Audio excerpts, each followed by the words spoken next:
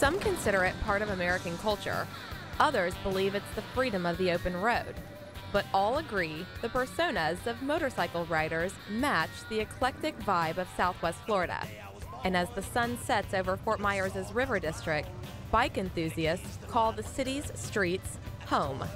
Tonight's bike night, and we have probably a couple thousand people that will be coming down and quite a few hundred motorcycles. And it's something we do every other month as an activity to bring more life to downtown. The first time we did it, I was a little concerned. I had visions of Hell's Angels showing up. And I think probably the thing that surprised me most was the diversity of people.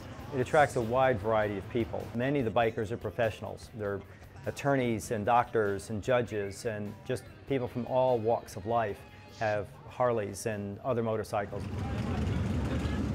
They all put on that biker persona when they come down. They dress in their leathers and you wouldn't recognize them from their three-piece suits during the daytime. They talk motorcycles.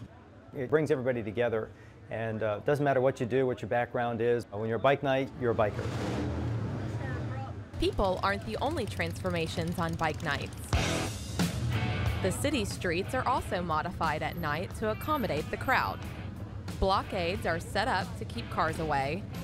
First Street becomes the main drag for motorcycles and foot traffic. Several area restaurants set up shop on the sidewalks. And a concert keeps the mood festive. Bike night has attracted both riders and spectators since the mid-1990s. And the free event is one of the many promotions officials hope will keep downtown Fort Myers alive for future generations. We've been beautifying the area with a 50-block streetscape improvement project. It has that unique look and feel. Not many communities have the old brick streets again.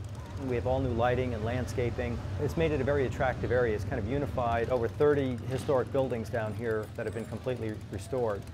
The whole idea is we don't want people racing through town. We like them to slow down and look at the storefronts and look at the buildings that have been restored. We have some beautiful architecture down here. Just a wide variety of architectural styles dating back from the 1800s up through the 20s. From frontier days to the Jazz Age, the River District's curious architecture adds to the charm of bike night. The energy of the downtown waterfront creates an ideal backdrop to indulge hobbies and spark conversation. It's a fun place, even if you're not into bikes. These bikes are works of art. The paint jobs and the chrome on them, just incredible. It's an opportunity for not only the bikers to get together, but for spectators to come down and get to know the bikers. And I think it breaks down some of those barriers. There are people like, probably a little intimidated, and then until you come down and you see these beautiful works of art and get to meet the people that own them and listen to them talk about them and the passion they have for taking the bikes out on the open road and riding them. Lee County resident Jim Zarb is no stranger to the open road. He often follows it to various motorcycle events.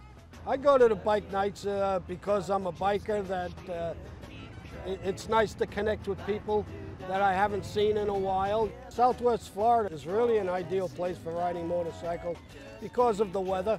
We can ride 12 months a year down here, and the participation between clubs is excellent. Joining a motorcycle club has its benefits.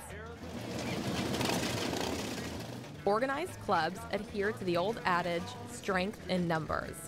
And while safety is always a top priority, most bikers agree that camaraderie is a major motivation to join. Motorcycle organizations often focus on humanitarian causes.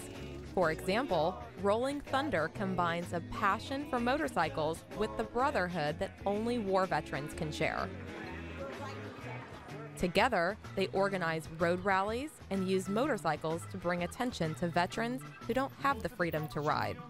Today, Rolling Thunder is having their Remembrance POW MIA, Not Forgotten Run. Purpose of that is to keep in mind all the prisoner of wars and missing in action that have never come home. Many motorcycle groups, like Rolling Thunder, hold poker runs to raise money and public awareness for their cause. Riders stop at 5 checkpoints along a route and draw cards. At the end of the route, the rider with the best poker hand wins. And while the game is fun, bikers hope their message is taken seriously. What I'd like the community to gain is awareness of what we're doing. The issue is the prisoner of war is missing in action. And if we could get more of the general community involved, we can put political pressure up in Washington, and we hope to have everybody accounted for.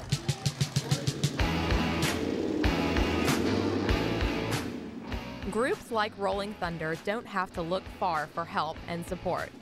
Bikers tend to stick together, and assistance for their fundraisers often comes from other bikers who care about the community. The Chrome Divas is a motorcycle organization consisting of all women that ride motorcycles. They have the same love of motorcycles as everybody else. They do an awful lot of community work. They're always having fundraisers and stuff like that they can contribute to the community and the needy. Chrome Divas like to give back to the community with the different organizations that we assist. Like today, we're out here assisting another group. Being a veteran myself out of the Marine Corps, I try to help the veterans groups as much as possible. We are a group of women who love and have a passion for riding motorcycles. We are an all-women's organization started in Tallahassee, Florida in 2002. Being that there was no other organizations for lady riders, I decided to start the Fort Myers Cape Coral chapter. The rest is all history. I think it goes back to the time when we were always riding on the back, not being able to go where we want to go. It's great getting together with a bunch of women, having the freedom, the power, going where we want to go, when we want to go. Well, it's kind of like a sorority in college, where you get all these women that come together with a common interest. That's the same way with our motorcycle group. We get together in the community and we share a common passion. At the end of the day, it's all about the lifestyle. The freedom of the open road leads bikers back home to their own tight-knit community, where the lure of two-wheeled thunder is understood and biker culture is embraced.